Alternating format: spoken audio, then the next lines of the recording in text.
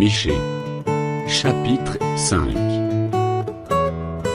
Et toi, Bethléem Ephrata, petite entre les milliers de Juda, de toi sortira pour moi celui qui dominera sur Israël, et dont l'origine remonte au temps ancien, au jour de l'éternité. C'est pourquoi il les livrera jusqu'au temps où enfantera celle qui doit enfanter, et le reste de ses frères reviendra auprès des enfants d'Israël.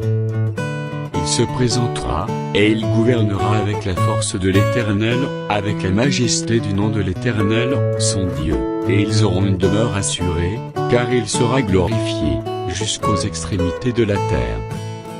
C'est lui qui ramènera la paix.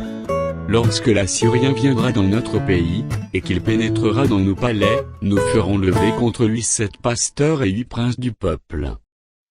Ils feront avec l'épée leur pâture du pays d'Assyrie, et du pays de Nimrod au-dedans de ses portes. Il nous délivrera ainsi de l'Assyrien, lorsqu'il viendra dans notre pays, et qu'il pénétrera sur notre territoire. Le reste de Jacob sera au milieu des peuples nombreux, comme une rosée qui vient de l'Éternel, comme des gouttes d'eau sur l'herbe. Elles ne comptent pas sur l'homme, elles ne dépendent pas des enfants des hommes. Le reste de Jacob sera parmi les nations, au milieu des peuples nombreux, comme un lion parmi les bêtes de la forêt, comme un lionceau parmi les troupeaux de brebis. Lorsqu'il passe, il foule et déchire, et personne ne délivre. Que ta main se lève sur tes adversaires, et que tous tes ennemis soient exterminés. En ce jour-là, dit l'Éternel, j'exterminerai du milieu de toi tes chevaux, et je détruirai tes chars. J'exterminerai les villes de ton pays, et je renverserai toutes tes forteresses.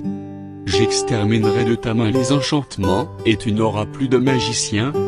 J'exterminerai du milieu de toi tes idoles et tes statues, et tu ne te prosterneras plus devant l'ouvrage de tes mains. J'exterminerai du milieu de toi tes idoles d'Astarté, et je détruirai ta ville.